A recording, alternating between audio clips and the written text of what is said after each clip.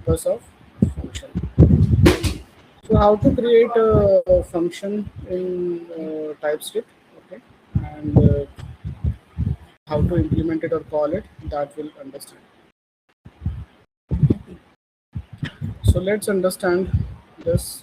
अच्छा, दूसरी चीज़ कि फंक्शंस जो है अगर हम क्लास में नहीं लिखते हैं, सेपरेटली लिखते हैं, तो उसे फंक्शन कहा जाता है, और अगर क्लास के अंदर आप लिख रहे हो तो उसे मेथड कहा जाता है। ओके, ये एक सिंपल सा बेसिक डिफरेंस है। जावा में तो एक ही चीज़ होती है, क्लास के अंदर मेथड्स होते हैं, लेकिन यहाँ पे आप फंक्शन सेपरेटली लिख सकते हैं। आई बिलीव पाइथन में भी यानी कि within the scope वो फंक्शन है, आउटसाइड है तो हाँ within the class है तो वो फंक्शन है, within the class मेथड है। ओके। और सेपरेटली अगर आप लिखते हो, जैसे मैंने एक टीएस फाइल बनाई और उसमें मैं लिखता हूँ, तो वो फंक्शन है ना, उसको मेथड नहीं बोलेंगे, उसको फंक्शन बोलेंगे। तो आज हम लोग सिंपल फंक्शन समझेंगे, what is function and how to define it. This is giving me one option suggestion, so I will take it. Simply आपको कीवर्ड लिखना है function, okay, function, and function name is add. तो function आएगा और function का नाम आएगा। जावा में जैसे होता है ना, access modifier, return data type, method name और फिर पैरामीटर्स आते हैं। इसमें वो सब नहीं है, इसमें सिर्फ function as a keyword, function का नाम, that is whatever you want to give the name, appropriate name, और उसके बाद पैरामीटर्स। अब पैरामीटर में भी आप जो पैरामीटर लिख रहे हो वेरिएबल, उसका आप डेटा टाइप लिख सकते हो कोलन करके, ठीक है, एंड ये आपका रिटर्न डेटा टाइप है, राइट। तो इतना पोर्शन फंक्शन हो गया, ये आपका फंक्शन हो गया। और फंक्शन का जो टाइप है या रिटर्न डेटा टाइप है, वो हम यहाँ पर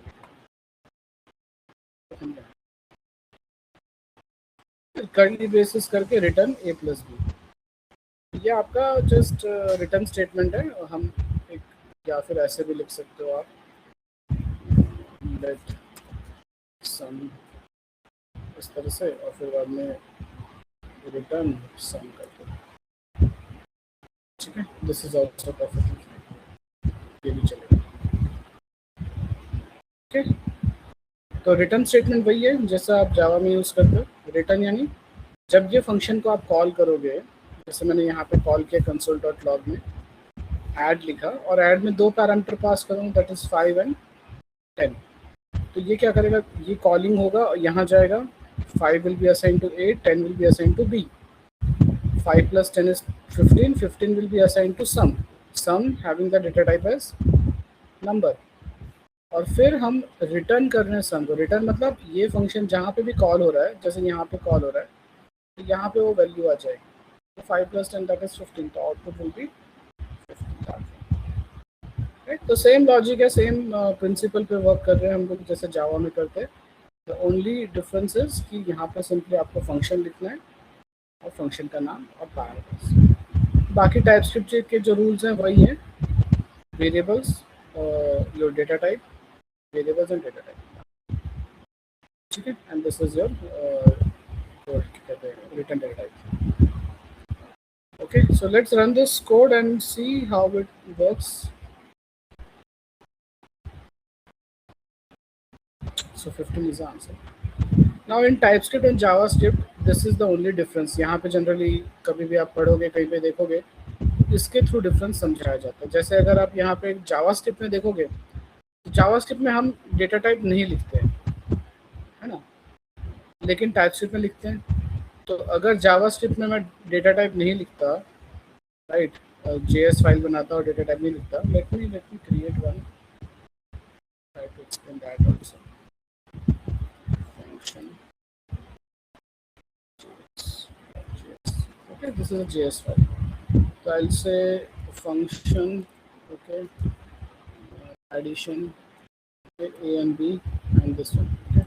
अब यहाँ पे मैं लिखूंगा console.log addition, this is 15, इसको रन करते हैं, so it gave 15, बट यहाँ पे मैं इस तरह से देता हूँ, एक क्या है 5 है और दूसरा क्या है 10 है ना। तो ऑब्वियसली 5 + 10 नहीं होगा या नहीं होना चाहिए। तो यहाँ पे क्या आउटपुट आ रहा है 5 एंड Concatenation. हाँ यहाँ कॉन्केटेनेशन हो रहा है राइट। ये JS में है, ये JS में है। ये सेम चीज़ हम लोग यहाँ ट्राई करते हैं। स्टार्ट हो गई तो सी यहाँ पे आपको एरर थ्रो कर रहा है। What is the error? It is giving you suggestion that replace this string 10 into a numeric 10। Okay, तो JS जावास्क्रिप्ट में अगर आप देखोगे तो कोई एरर नहीं आ रहा है, यहाँ पे एरर ही नहीं आ रहा है और आप रन कर रहे हो तो रन भी हो रहा है, रन भी हो रहा है और आपको इस तरह से आउटपुट मिल रहा है which is wrong, which is incorrect. तो टाइपस्क्रिप्ट में यही एडवांटेज है कि it checks for the type and that is the reason हम लोग टाइपस्क्रिप्ट चाहते हैं। यहाँ पे वो टाइप एग्जैक्टली मैच होना चाहिए। सर इसमें function add A colon number B colon number लिख रहे हैं, उसके बाद वापस कॉलन नंबर क्या है सर? ये return data type, return data type. Return data type मतलब फंक्शन क्या रिटर्न कर रहा है? Function is returning 15 right. Okay, तो वो 15 क्या है? वो नंबर, हाँ वो नंबर ही टाइप है, तो ये रिटर्न डेटा टाइप है। ओके, और सर ये console.log ये स्कोप के विद इन भी रख सकते हैं ना? हाँ यहाँ पे फिर रिटर्न स्टेटमेंट नहीं आएगा ना। स्कोप तो फंक्शन का स्कोप है, इतना जो है स्कोप फंक्शन का स्कोप है। ओके, जैसे आप मेथड लिखते थे ना पब्लिक वॉइड पब्लिक करके, वॉइड ऐड, हाँ हाँ जो भी राइट, यहाँ पे आप सिंपली फंक्शन लिख रहे हो। Okay sir. और यहाँ पे फिर आपका फंक्शन का नाम, parameters, return data type. Return data type का मतलब है कि जो भी आप फंक्शन वैल्यू रिटर्न कर रहे हैं, कुछ कैलकुलेशन करके या कुछ एक्शन परफॉर्म करके आप कोई वैल्यू रिटर्न करवा रहे हो फंक्शन से, तो जो भी वैल्यू रिटर्न कराओगे उसका रिटर्न डेटा टाइप यहाँ पे आएगा। तो एक ही रिटर्न स्टेटमेंट होता है, मल्टीपल रिटर्न स्टेटमेंट्स नहीं होते। अगर मैं यहाँ पे लिखता भी हूँ, let me just try.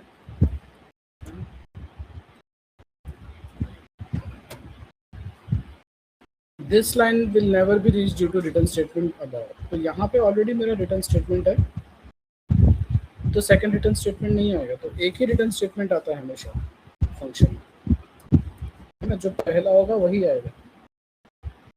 Okay sir अगर हमको यहाँ पे ही अगर सबसेक्शन करनी है तो वो नहीं कर सकते, आप ये बोल रहे हो? अगर सम की जगह पे मैं अच्छा कर सकते हो आप, फिर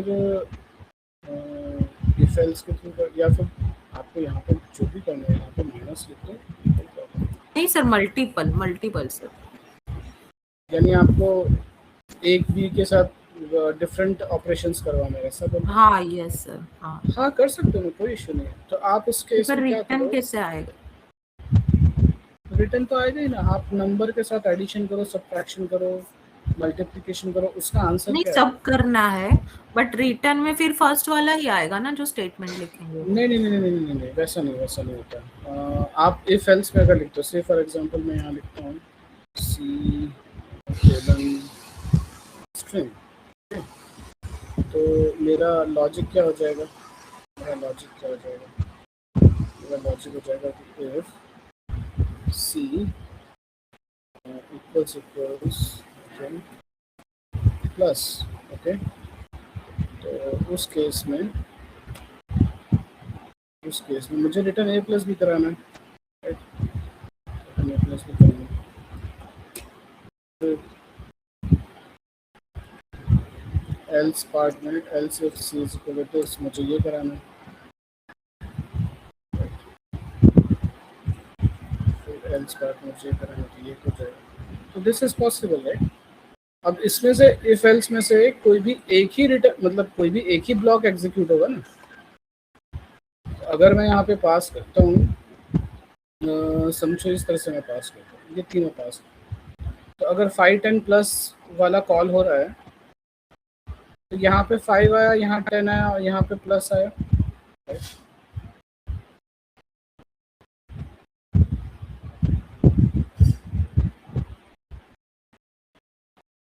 स्ट्रिंग क्यों रखा है sir? String is to accept this plus, no? Plus minus multiplication ये accept करने के लिए.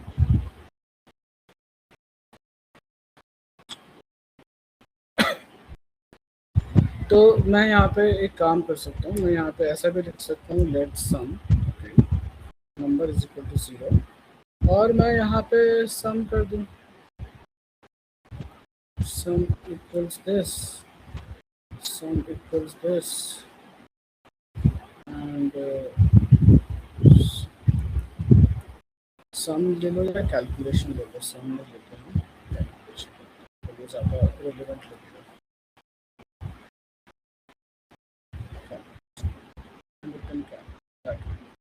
तो आपका रिटर्न स्टेटमेंट देखिए आया क्या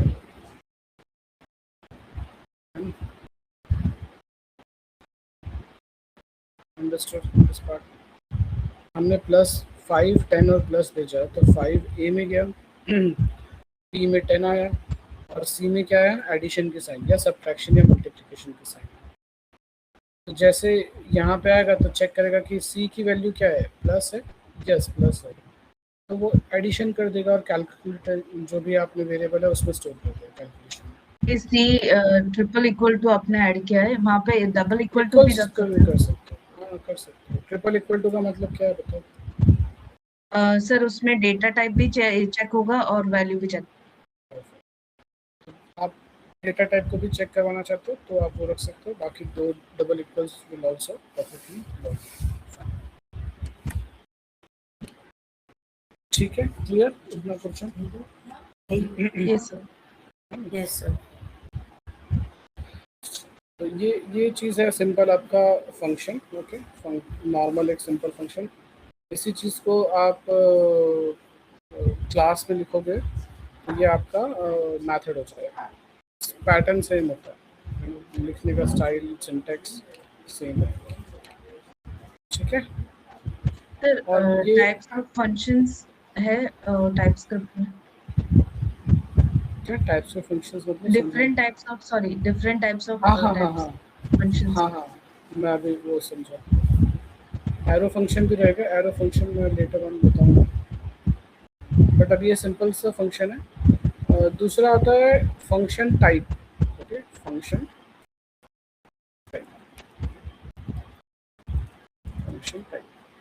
टाइप बेसिकली मतलब क्या होता है. फंक्शन टाइप मतलब जैसे हम नंबर एक टाइप है राइट, डेटा टाइप, या स्ट्रिंग एक डेटा टाइप है, वैसे फंक्शन को भी हम एक डेटा टाइप की तरह ट्रीट कर सकते हैं. ओके, फंक्शन को भी हम डेटा टाइप की तरह ट्रीट कर सकते हैं राइट. तो जैसे मैं लेता हूँ let add okay colon, I will say okay ये एग्जांपल दे रहा है मुझे. ठीक है, इसको तो ऐड के बदले आई विल गिव, मैंने ले रखा है तो लेट ft फंक्शन.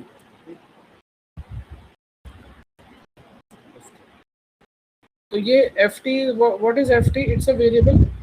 हम लेट करके वेरिएबल को डिफाइन करते हैं या डिक्लेयर करते हैं, ऐसा बोल सकते हैं राइट. लेट करके हम वेरिएबल को डिक्लेयर करते हैं. तो लेट ft, फिर हम वेरिएबल के बाद क्या देते हैं, हम वेरिएबल के बाद उसका डेटा टाइप देते हैं ना. जैसे लेट हम इस तरह से लिखते हैं राइट, लेट ए कोलन नंबर फिर इक्वल्स करके 10 या 0 या जो भी वैल्यू देने वो देते हैं. तो ये नंबर क्या हुआ, डेटा टाइप हुआ. यहाँ पे ft का डेटा टाइप क्या है, ft का डेटा टाइप खुद एक फंक्शन है, ये पूरा फंक्शन. और ये पैटर्न क्या है, ये पैटर्न ये बोल रहा है कि भाई ये जो फंक्शन है कर्ली ब्रेसेस नहीं सॉरी राउंड ब्रैकेट्स जो है that indicates kind of function. Okay, wherein the parameter x is of number type, y is of number type, okay, and then arrow function, arrow representing return data type, arrow representing, arrow के बाद जो है it is representing return data type. तो ये जो number है वो return data type को रिप्रेजेंट कर रहा है. ये आपका सॉरी टू इंटरप्ट सर, इतना ज्यादा मतलब कोड लिखने की क्या जरूरत है सर, डायरेक्टली ft लिख सकते हैं. लिख सकते हैं, वो भी कर सकते हैं, वो भी मैं आपको बताता हूँ. बट ये मैं जस्ट आपको बता रहा हूँ कि ये भी टाइप है, मतलब इस फंक्शन को भी आप टाइप की तरह रिप्रेजेंट कर सकते हो.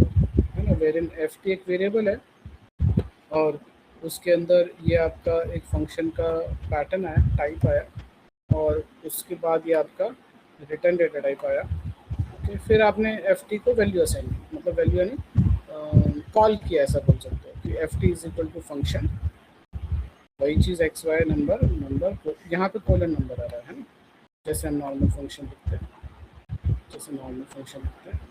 कोलन करके वैसे। तो फंक्शन, फिर बाद में x number, y number, colon number, फिर यहाँ पे फंक्शन का नाम नहीं आएगा, ठीक है।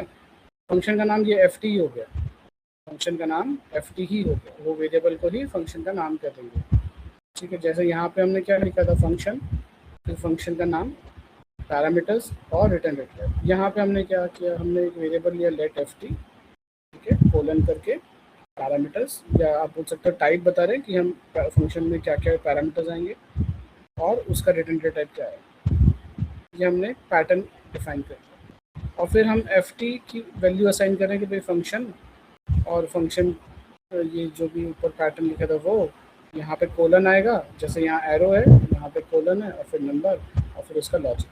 अब मुझे कॉल करना है तो मैं क्या कॉल करूँगा, कॉल कैसे करूँगा, I will call with this name. तो ये मेरा नाम हो गया फंक्शन का, जैसे मैंने आपको बताया था। ये यहाँ पे हमारा ऊपर नाम क्या है, ऐड है। फिर मैं ऐड में वेरिएबल की वैल्यू पास कर रहा हूँ, है ना। ये जो वेरिएबल्स हैं पैरामीटर्स, उसकी वैल्यू मैं यहाँ पे पास करूँगा। यहाँ पे क्या पास हो रहा है, एफ टी, और एफ टी के अंदर 5 और 10। तो यहाँ पे एफ टी और फिर बाद में एक्स नंबर और वाई नंबर जो है उसके अंदर 5 और 10 चाहिए, आउटपुट आपका 15। ठीक है, ये भी एक पैटर्न है और यूज में आता है, ठीक है। तो हम इस तरह से भी फंक्शन को डिफाइन कर सकते हैं, जहाँ पे पहले हमने सिर्फ फंक्शन और फंक्शन का नाम लिखा था और पैरामीटर्स लिखे थे, कोलन, रिटर्न डेटा टाइप लिखा था। रिटर्न डेटा टाइप ना भी लिखो तो भी वो इन्फर कर लेता है, लेकिन लिखना चाहिए। सर एक क्वेश्चन है, हाँ हाँ बोलो। यहाँ पे आपने लेट एफ टी लिखा पर ऊपर फंक्शन से स्टार्ट किया सर। हाँ, वो पैटर्न वही डिफरेंट है ना। यहाँ हम फंक्शन को टाइप की तरह रिप्रेजेंट करते हैं, इसलिए मैंने फंक्शन टाइप लिखा। Function is a type, right. मैंने बताया हाँ, डेटा टाइप। जैसे एक वेरिएबल है, उसका डेटा टाइप क्या है, नंबर है। यहाँ पे ये जो वेरिएबल है उसका डेटा टाइप क्या है, उसका डेटा टाइप एक फंक्शन है ना, along with the return data type for the function। ये पूरा जो पैटर्न मैंने लिखा है वो रिप्रेजेंट कर रहा है एक फंक्शन। तो ये फंक्शन का नाम ही हो गया। फिर मैं उसमें वैल्यू असाइन करूँ ना, एफ टी इक्वल्स और फिर फंक्शन जो उसका क्या कहते हैं, it's format and then return type and return value. अब जब मुझे फंक्शन कॉल करना होगा तो मैं क्या लिखूंगा, एफ टी लिखूंगा और फिर वैल्यू पास करूंगा as a parameter. So this is also one part. Sir यहाँ पे आपने लेट एफ टी करके x number y number already declare कर दिया कि ये नंबर है, तो बाद में जब आपने f t equals to function करके वापस इसको नंबर से डिफाइन क्यों किया? हाँ, सर ये डेफिनेशन तो है। हाँ, ये टाइप है ना, ये टाइप है। ये क्या रिप्रेजेंट कर रहा है कि f t is going to take things in this particular manner. हम ऐसा बोल रहे हैं कि ये जैसे आपको, आप घर लेने जाते हो तो आपको पहले घर का एक प्रोटोटाइप दिखाते हैं कि भाई घर इस तरह से होगा। यहाँ पे ऐसा आप ऐसा बता रहे हो कि ये एफ टी जो है वो इस पैटर्न में ही वैल्यूज लेगा और रिटर्न करेगा, है ना। इस पैटर्न में ही वैल्यूज लेगा और रिटर्न करेगा। ये हम आप ये बता रहे हो। अगर मैं इस तरफ लिखूँ कि कॉमा करके जेड कोलन नंबर, तो यहाँ पे मुझे z देना पड़ेगा। नहीं दूंगा तो यहाँ पे मुझे एरर आएगा सेइंग दैट कि ये जो पैटर्न आपने मुझे बताया एक्स वाई नंबर, है ना, ये सॉरी एक्स वाई नंबर जो आपने मुझे बताया, ये पैटर्न जो बताया एफ टी लेगा, वो इसके साथ मैच नहीं कर रहा है जो आप प्रोवाइड कर रहे हो। अगर आप f t is equal to function लिख रहे हो, उसमें तीन वेरिएबल्स ले रहे हो, तो वो पैटर्न इसके साथ मैच नहीं करता। समझ आए? तो आप ये प्रोटोटाइप की तरह बता रहे हो कि ये पैटर्न में ही ft वैल्यूज लेगा और रिटर्न करेगा। अगर इवन आप यहाँ पे भी चेंज कर दोगे, स्ट्रिंग कर दोगे, तो फिर वो उस तरह से एरर थ्रो करेगा कि भाई आप यहाँ पे नंबर बोल रहे हो और पास तो स्ट्रिंग और नंबर कर रहे हो, विच इज ऑल्सो रॉन्ग। तो ये जब आप ft इज इक्वल टू ये पोर्शन लिख रहे हो, वो किसके साथ मैच कर रहा है? वो आपके प्रोटोटाइप के साथ मैच कर रहा है। कि आपने क्या बताया? आपने बताया कि इस पैटर्न में ही लेना चाहिए, लेकिन आप वो पैटर्न नीचे रिप्रेजेंट नहीं कर रहे, विच is incorrect. Got it? Understood? समझ आया अभी? Yes sir. तो आप सिर्फ एक वेरिएबल है, वेरिएबल को एक पैटर्न असाइन कर रहे हो which is of type function. पहले आप सिर्फ एक नंबर डेटा टाइप असाइन कर रहे हो, अभी आप फंक्शन को ही एज अ डेटा टाइप की तरह रिप्रेजेंट कर रहे हो। और फिर एक्चुअल फंक्शन का जो डेफिनेशन है along with the pattern, with the body and जो उसका फॉर्मेट है, वो दोनों के साथ आप उसको ft को असाइन करो। असाइन यानी इक्वल टू, ये लिखना इम्पोर्टेंट है। जब आप ft फाइल पहले अपने मतलब रिटर्न टाइप जो डेटा जो वैल्यूज में आएगा वो मेंशन किया, फिर उसके बाद ये ft जो है वो फंक्शन है ऐसे डिक्लेयर किया। ये लिखने की जरूरत नहीं है।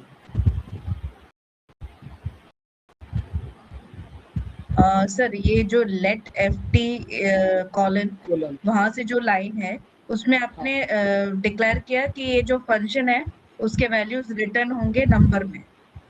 हाँ, मतलब ये रिटर्न डेटा टाइप है, ये रिटर्न डेटा टाइप है और ये पैरामीटर्स हैं।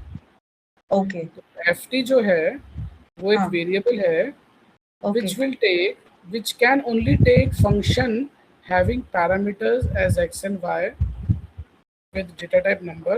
मैं यहाँ पे लिख देता हूँ, ft is a variable that can hold a function which takes two numbers, okay, which takes two numbers as parameters and returns a number। ये आप यहाँ पे इस लाइन में बता रहे हो।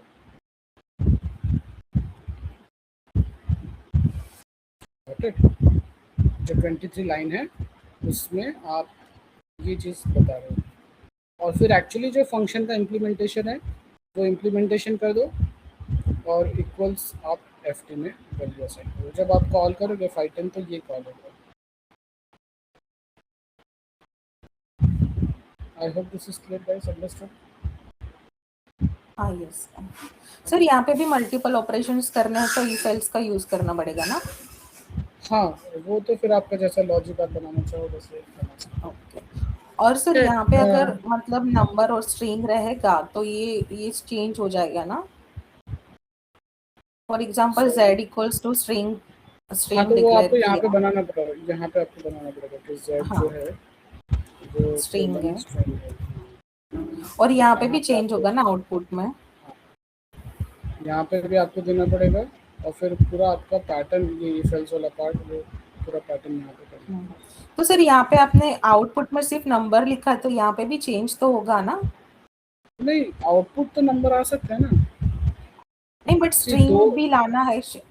फॉर एग्जांपल अगर स्ट्रिंग भी आ सकता तो आ सकता है, कोई प्रॉब्लम नहीं। रिटर्न डेटा टाइप तो आपका कुछ भी हो सकता है, बूलियन भी हो सकता है, स्ट्रिंग भी हो सकता है, नंबर भी हो सकता है। तो यहाँ पे डिफाइन करना पड़ेगा क्या सर? जैसे आपने यहाँ पे ना जो भी आपका फंक्शन होगा, जो भी फॉर्मेट होगा, वो फॉर्मेट आपको यहाँ पे लिखना पड़ेगा। डेफिनेशन आपको यहाँ देना है बाद में, बट लिखना तो पहले पड़ेगा फॉर्मेट कि वो किस तरह का लेगा। डेफिनेशन इन द सेंस हम सेकंड लाइन में ऐसे ft is equal to function है जो कि रिटर्न करेगा नंबर। हाँ, मतलब उसकी बॉडी के साथ इम्प्लीमेंटेशन हुआ ना। ओके सर, ये 2 टाइम्स हमें मतलब डिक्लेयर करने की क्यों जरूरत है? क्योंकि पहले हम उसको ऐसे बता रहे हैं कि जो ft है वो एक 2 वेरिएबल्स लेंगे जिसका रिटर्न टाइप नंबर होगा, और फिर बता रहे हैं कि जो वेरिएबल है वो फंक्शन है।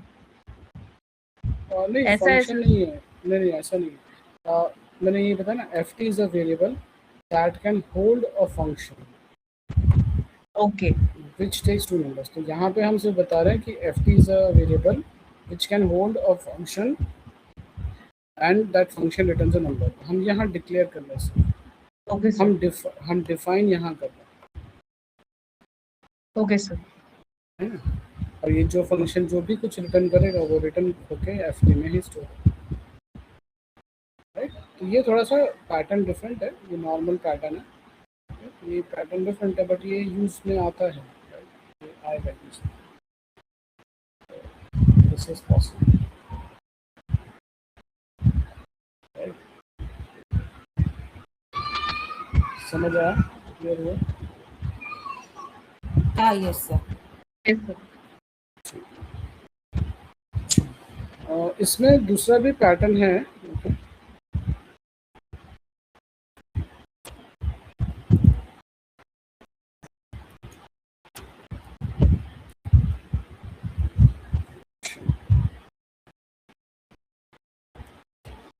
तो वहाँ पे हम लोग सिर्फ say for example that one equals this। अब जो मैं आपको बता रहा हूँ वो डायरेक्टली इस तरह से है कि आप जो बोल रहे थे ये लिखने की, शायद किसी ने पूछा था अभी, राइट, ये हम क्यों लिख रहे हैं फिर ये क्यों, तो आप डायरेक्टली भी ऐसा लिख सकते हो कि f T one equals function, और जो भी फंक्शन है आपका, okay, this is also perfectly fine. हम यहाँ पे डिक्लेयर कर रहे हैं फिर असाइन कर रहे हैं वैल्यू, यहाँ पे हम डायरेक्टली ही फंक्शन को असाइन कर रहे हैं, तो ये इन्फर हो जाएगा। इन्फरेंस हमने पढ़ा था ना कि हम डायरेक्टली अगर ऐसा ले लेते हैं, यहाँ पे लिखता हूँ मैं, यहाँ पे मैं लिख देता हूँ कि let x is equal to 10, right, 10, तो ये इन्फरेंस हो गया कि भाई x is of type number, right, x is of type number, ये इन्फर हो गया। लेकिन हम ऐसा भी लिखते हैं जनरली, ये हम एक्सप्लिसिटली मेंशन करें, ये हम एक्सप्लिसिटली मेंशन करें कि f t is of type function and then assigning the value, f t में हम बाद में असाइन करें इक्वल्स।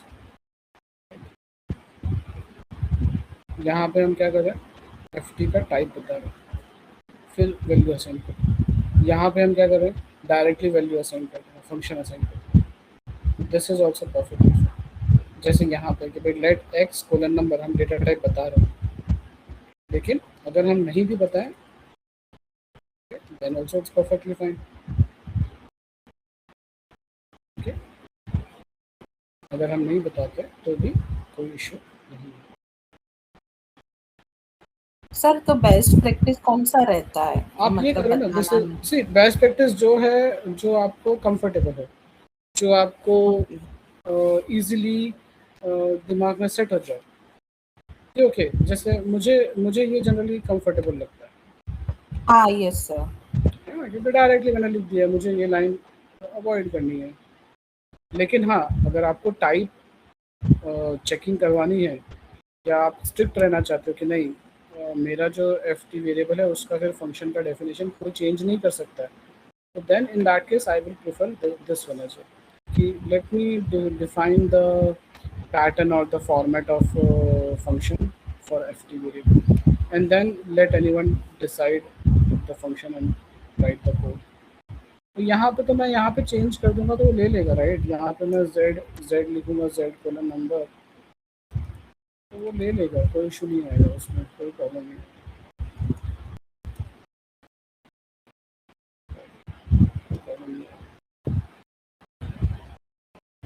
यहाँ पे कोई प्रॉब्लम नहीं, लेकिन जब यहाँ पे मैं चेंज करने जाऊँगा, जैसे ही कोलन z कोलन नंबर, तो यहाँ पे मुझे एरर थ्रो करेगा और वो बताएगा कि भाई it is not matching with the format you have declared. आपने जो फॉर्मेट डिक्लेयर किया है उसके साथ मैच नहीं कर पाएगा, तो पहले मैच करो, राइट।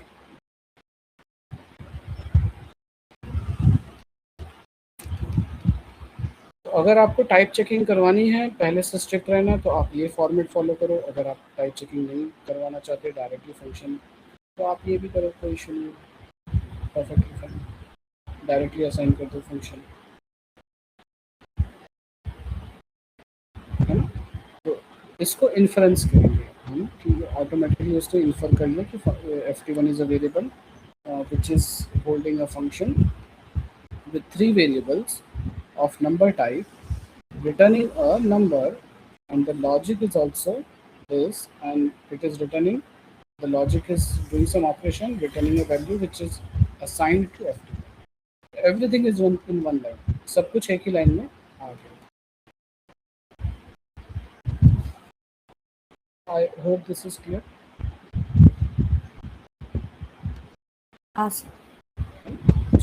तो जो भी आपको कंफर्टेबल रहे वो आप यूज कर सकते हैं। नाउ विल गो विद 2 और टॉपिक लेते हैं, फिर क्लोज करते हैं। एक ऑप्शनल पैरामीटर्स है और एक डिफॉल्ट पैरामीटर्स है। तो ऑप्शनल पैरामीटर्स है, आप क्या समझते हो? What do you understand with the name optional parameters? आपको क्या क्लिक होता है? What do Either declare or not declare parameters. It's optional. हाँ, डिक्लेयर नहीं, डिक्लेयर तो कर रहे हो, डिफाइन वाला पार्ट कि आप हाँ। वैल्यू दो या ना दो, है ना। यानी समझो मेरे पास 3 वेरिएबल्स हैं, जैसे यहाँ पे एग्जांपल दे रही है, राइट। मेरे पास 3 वेरिएबल्स हैं, okay. I have 3 variables in a particular function, okay. Name multiply, multiply is the name of function which is taking 3 variables a, b and c, but over here c is having a question mark, right? c is having a question mark, तो question mark मतलब है या नहीं है, right. Optional है, मतलब वो हो भी सकता है, नहीं भी हो सकता, क्वेश्चन है, इट इज देयर और नॉट, समथिंग लाइक दैट, ऐसा कुछ सोच सकते हैं। तो 3, अच्छा हमेशा ये याद रखना, ऑप्शनल पैरामीटर हमेशा लास्ट में आएगा। ये रिक्वायर्ड पैरामीटर्स हैं, जैसे हमारे फील्ड्स होते हैं ना, मैंडेटरी फील्ड्स और नॉन मैंडेटरी फील्ड्स, वैसे ही मैंडेटरी वेरिएबल्स हैं। ये तो आपको प्रोवाइड करना ही पड़ेगा जब भी आप फंक्शन को कॉल करो, राइट। जब भी आप फंक्शन को कॉल करो तो ये तो आपको प्रोवाइड करने ही करने हैं, 2 पहले के 2, जो थर्ड वन है वो ऑप्शनल है। तो ऑप्शनल हमेशा लास्ट में आएगा, क्यों? क्योंकि अगर मैं समझो ऑप्शनल बीच में ले लेता हूँ या पहले ले लेता हूँ, तो कैसे डिसाइड करोगे आप यहाँ पे? क्योंकि आप जब लिखोगे 5 और 10, तो हम कैसे बोलेंगे कि भाई नहीं ये सेकंड और थर्ड है, इसको ऐसा समझो कि सेकंड थर्ड वेरिएबल है? ऐसा तो नहीं हो सकता। वो इसको पहले वेरिएबल में डालेगा, इसको सेकंड में डालेगा और लास्ट को थर्ड में डालेगा। That pattern it will understand. इसीलिए हमेशा जो ऑप्शनल पैरामीटर है वो लास्ट में ही आएगा। मल्टीपल भी हो सकते हैं ऑप्शनल पैरामीटर, लेकिन लास्ट में ही आएगा। आई थिंक मल्टीपल भी नहीं हो सकते, जस्ट मल्टीपल भी नहीं हो सकते,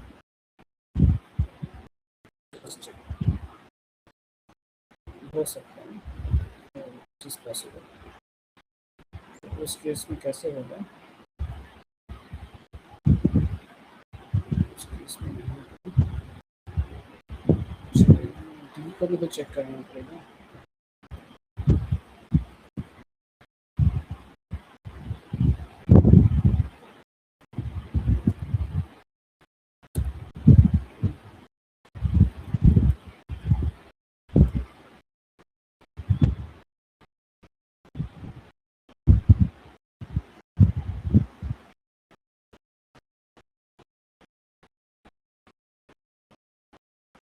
अभी फिलहाल तो ये एरर नहीं दे रहा, मैंने ट्राई नहीं किया है, बट अभी फिलहाल तो एरर नहीं दे रहा है। But I have a doubt,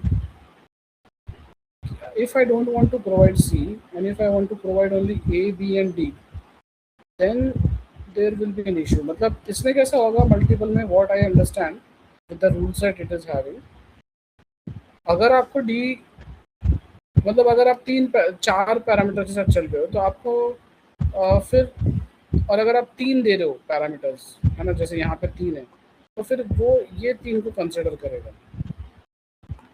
फिर वो डी को स्किप कर रहा है, राइट। और अगर आप 4 प्रोवाइड कर रहे हो तभी वो इसको कंसिडर करेगा, अगर अदरवाइज स्किप कर देगा। अब 2 प्रोवाइड करे तो इन दोनों को स्किप कर देगा। तो इट्स लाइक दिस। अगर आपको 4 कंसिडर करने हैं तो फिर आपको इस तरह से देना पड़ेगा कि अगर भाई दोनों ही अनडिफाइंड है, ये मैं कोड आपको बाद में समझाता हूँ। बेसिकली अनडिफाइंड मतलब हमने एक डेटा टाइप पढ़ा था कि भाई डिफाइंड मतलब क्या होता है कि भाई वैल्यू असाइन है, डिफाइंड है ना, डिक्लेयर भी है और डिफाइंड भी है। यहाँ पे अनडिफाइंड हम लोग बोल रहे हैं, राइट, हम लोग यहाँ अनडिफाइंड बोल रहे हैं। तो अनडिफाइंड का मतलब क्या हुआ कि अनडिफाइंड का मतलब क्या हुआ, और नॉट इक्वल टू लगाया तो मतलब C is not equals to undefined. और 2 है ना, एक नहीं है, इट्स लाइक 2 है, यानी आप इसके साथ मैच करा, इसके साथ कंसिडर कर सकते हो। ट्रिपल इक्वल्स मतलब क्या है, डेटा टाइप और वैल्यू दोनों चेक कर रहा है, राइट। तो नॉट अगर मैं लगाता हूँ तो नॉट के साथ इस तरह से आता है, तो ये डेटा टाइप भी चेक कर रहा है कि सी का जो डेटा टाइप है वो अनडिफाइंड है, नहीं है। यहाँ पे नॉट मतलब निगेट हो गया। तो सी का डेटा टाइप अगर अनडिफाइंड नहीं है, नहीं है मतलब अनडिफाइंड नहीं है मतलब डिफाइंड है, अपोजिट सोचो। यस तो डिफाइंड है तो फिर हमको कंसिडर करना है। उसी तरह से डी भी अनडिफाइंड नहीं है यानी डिफाइंड है, अगर डिफाइंड है तो फिर उसको कंसिडर करो। फिर यहाँ मैं क्या बोल रहा हूँ कि अगर सी अनडिफाइंड नहीं है यानी सी डिफाइंड है तो फिर ये कंसिडर करो, फिर डी को कंसिडर नहीं करो, राइट, समथिंग करता है। तो हमको फिर इस तरह से लिखना पड़ेगा जितना Sorry आप to ऑप्शन interrupt. करेंगे। ये अनडिफाइंड रखी क्यों रहे कोई नंबर को? सॉरी क्या बोल रहे हो? सर ये पर्टिकुलर एक वेरिएबल को हम अनडिफाइंड रखी क्यों रहे सर? ऐसे सिनेरियोज आते हैं रियल। ऑप्शनल, हाँ हाँ ऑप्शनल आ सकता हाँ है, आ सकता है, ऑप्शन आ सकता है, जहाँ पे हो सकता है किसी केसेस में एक पर्टिकुलर पैरामीटर आप पास कर रहे हो और एक केस में पैरामीटर पास नहीं भी कर रहे हो, तो आपका मैथड तो एक ही बन रहा है। तो उसमें भी देखो, हम मैथड ओवरलोडिंग हमने सीखा था, हाँ सर। जिसमें 3 पैरामीटर्स पास करो और 4 पैरामीटर्स पास करो। तो यस मैं ऐसा चाहूँ कि भाई मैं दोनों को कंबाइन करके एक ही कर दूँ, उसमें चौथे हाँ वाले को ऑप्शन कर दूँ, हाँ है ना। अगर चौथा वाला मैंने डिफाइन किया है तो हाँ वैसा लॉजिक हो, और नहीं डिफाइन किया तो फिर दूसरा लॉजिक हो, तो मेरे 2 फंक्शन तो अवॉइड हो जाएंगे ना। यस तो possibility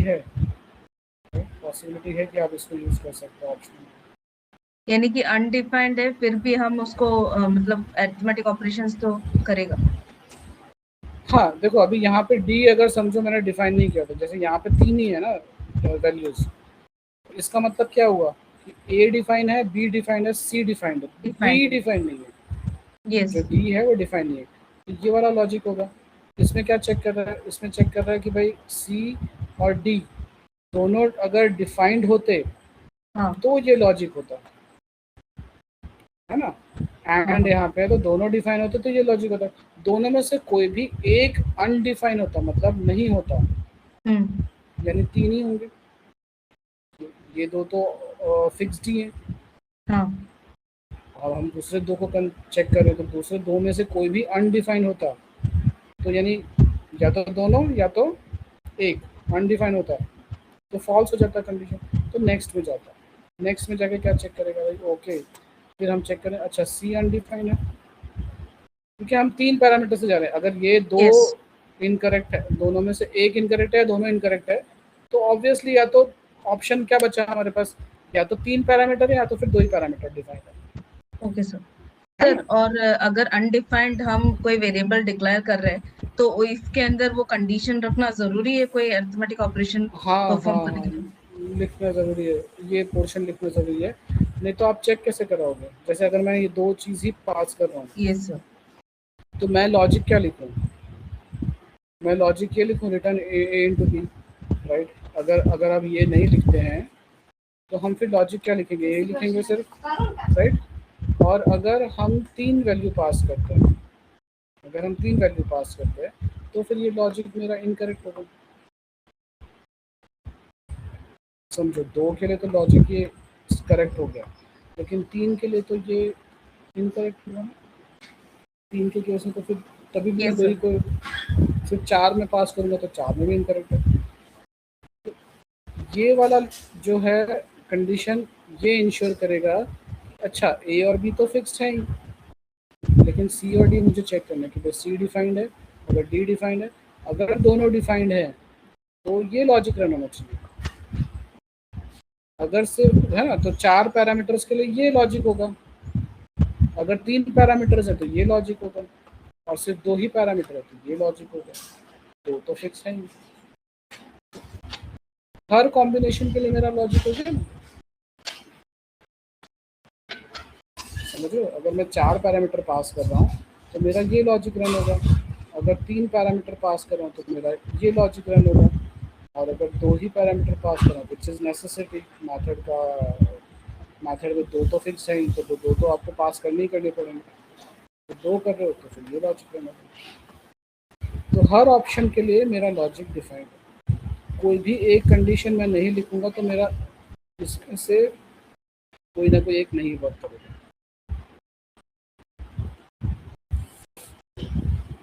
I hope you got it. Yes, sir. है ना, तो ये लिखना ज़रूरी है। इसको आप रिवर्स में लिखो, यहाँ पे रिवर्स में देखो या पढ़ो, अनडिफाइंड लिखा है और नॉट लगाया, मतलब हम क्या चेक करें कि सी डिफाइंड है कि नहीं है ना।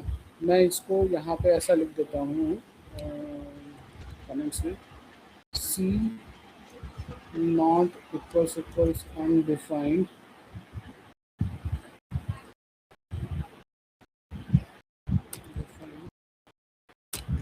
is equivalent to is equal to C equals something like this, ऐसा समझ सकते हैं। सर अगर C इक्वल डिफाइंड तो नहीं रख सकते ना सर? ये नहीं है, Undefined. ये नहीं है, इज नॉट, ये आएगा पहले वाला स्टेटमेंट अच्छा था। It is used to check if the optional parameter C is provided or not. If it is provided,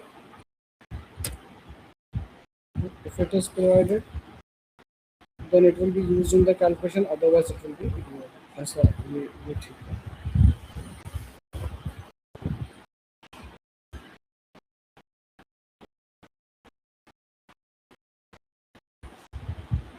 वो इक्वल्स डिफाइंड इसलिए मैं बोल रहा था, डिफाइंड एक्चुअली कोई कीवर्ड है नहीं, लेकिन नॉट अनडिफाइंड मतलब डिफाइंड ही हुआ ना, ऐसा मैं कहना चाहता था। Not true is false, not false is true, है ना, ऐसे ही होता है ना। अगर मैं राइट वो मैंने बताया था ना आपको, अगर आप ऐसे लिखते हो निगेट फॉल्स, तो this is exactly It means true. True, right? Yes. ये वाला मैं बोलना चाहता था।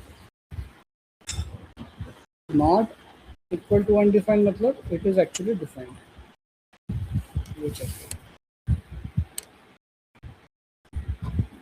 ठीक है, तो ये ऑप्शनल पैरामीटर्स का कंसेप्ट है, और एक लास्ट कंसेप्ट ले लेते हैं, दैट इज डिफॉल्ट पैरामीटर्स।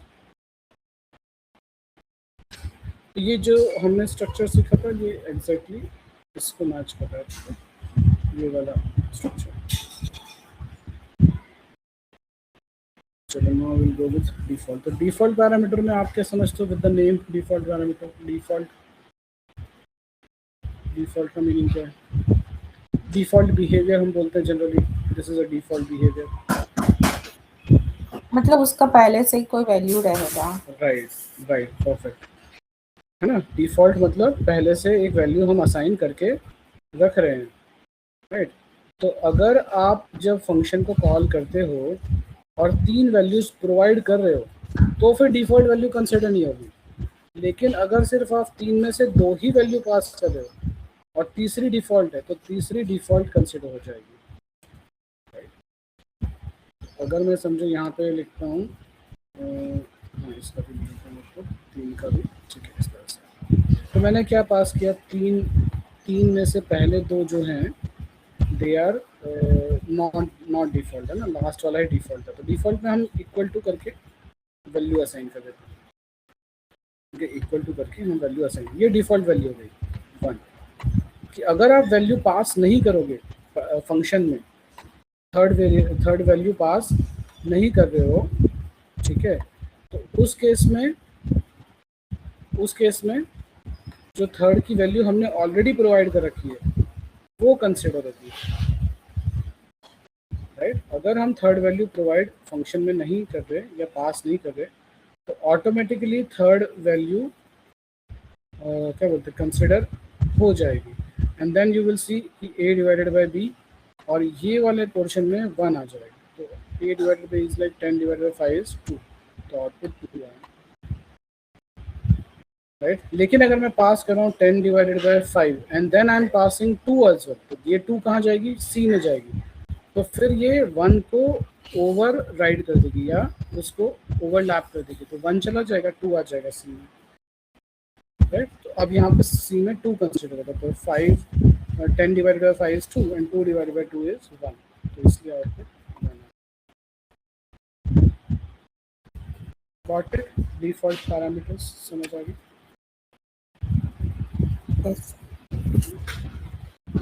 तो ये तो 4 हैं, बाकी मेथड ओवरलोडिंग का कंसेप्ट है, लेकिन वो क्लास का कंसेप्ट आएगा तब मैं बता दूँगा।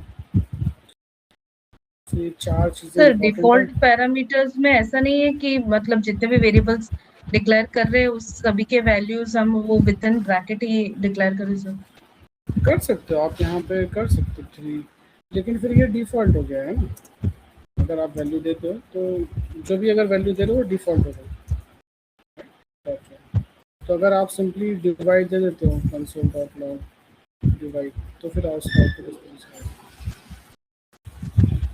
सिर्फ यहाँ पे मैंने डिवाइड लिखा, मैं कोई भी पैरामीटर पास नहीं कर रहा हूँ, तो फिर a का 10 ले लेगा, b का 3 और c का 1, डिफ़ॉल्ट वैल्यूज ले लेगा।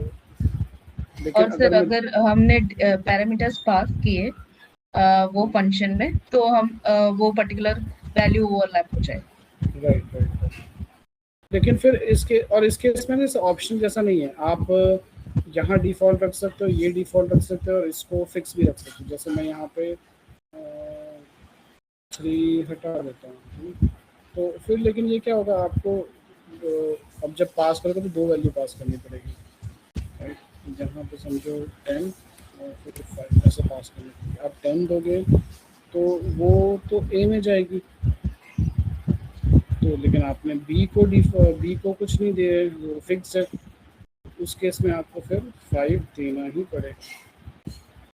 यानी अगर आपकी जिस पोजीशन पे फिक्स्ड है और उससे पहले ऑप्शनल है, ये हटा देता हूँ ना,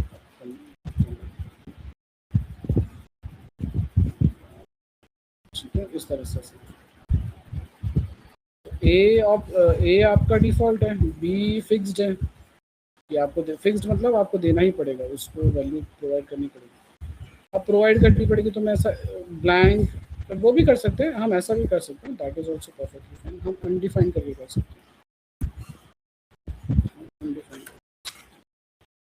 अनडिफाइन तो पड़ा है राइट हमने, तो हम अनडिफाइन करें। मैं इसको डिफाइन नहीं करना चाहता, मैं इसके डिफ़ॉल्ट वैल्यू के साथ जाना चाहता हूँ, 10 के साथ, अनडिफाइन कर दो, और बी को मैं डिफाइन कर रहा हूँ, और सी को मेरे को ज़रूरत नहीं है। तो ऐसा है कि अगर जो भी आपका क्या बोलते हैं वेरिएबल है, पैरामीटर है, जो आप बोल रहे हो कि वो डिफ़ॉल्ट नहीं है, वो वैल्यू लेगा ही लेगा from the parameter. When you are calling a function, तब वो वैल्यू लेगा ही लेगा। इन दैट केस उससे पहले जितने भी डिफ़ॉल्ट हैं उन सब में आपको अनडिफाइंड लिखना पड़ेगा, और डिफाइन कर दो तो भी कोई प्रॉब्लम नहीं है। आप 12 लिखोगे तो ए में 12 चला जाएगा, 10 नहीं आएगा, है ना। और अगर आप अनडिफाइंड लिखते हो तो फिर वो 10 ले लेगा बाय डिफॉल्ट, उसको वैल्यू 10 है। अनडिफाइंड का मीनिंग ये भी है ना कि मतलब वो डेटा टाइप डिक्लेयर ने डिफाइंड नहीं है। हाँ, अनडिफाइंड मतलब मैं उसको दोबारा डिफाइन नहीं कर रहा हूँ। ओके, यहाँ पे अनडिफाइंड का मतलब ये है कि मैं उसको दोबारा डिफाइन नहीं कर रहा। डिफाइन करना मतलब असाइन करना। हम बोलते हैं ना फंक्शन को डिफाइन किया, define the function. Define the function मतलब लॉजिक लिखो फंक्शन का। तो वेरिएबल को डिफाइन करना मतलब वेरिएबल को वैल्यू असाइन करना दोबारा। तो यहाँ पे मैं वैल्यू असाइन नहीं कर रहा हूँ, मैं ऐसा बोल रहा हूँ कि I am undefining it, I am not defining it, तो I am accepting the default value.